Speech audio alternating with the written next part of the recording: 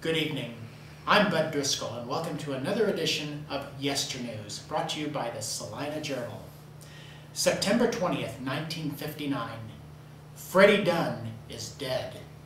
The 53-year-old ex-convict fought his way to freedom from the Lincoln County Jail on January 11th, 1958. But a few days later, a Kansas blizzard overtook him.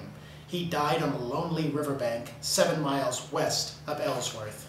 The Federal Bureau of Investigation Friday made positive identification of the skeletal remains made on September 7th. They were Dunn's. Thus, the FBI marked another name off its 10 most wanted list. The jury, which heard evidence in a horse-stealing case against Carl Douglas and heard the defendant's unique defense that he was only joyriding with the horse, preferred to believe that Douglas did not intend to bring that old gray mare back home. Jurors returned a verdict at 9:55 this morning, finding Douglas guilty of grand larceny. The dateline on that was September 14th, 1934. September 14th, 1909.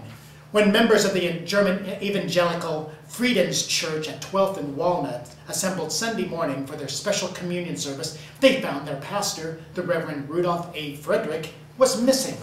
After waiting for some time for him to put in an appearance, an investigation was made of the pastor's residence, which was closed and vacant. Gradually, the news leaked out that Mr. and Mrs. Frederick had both left on Friday, presumably for Germany.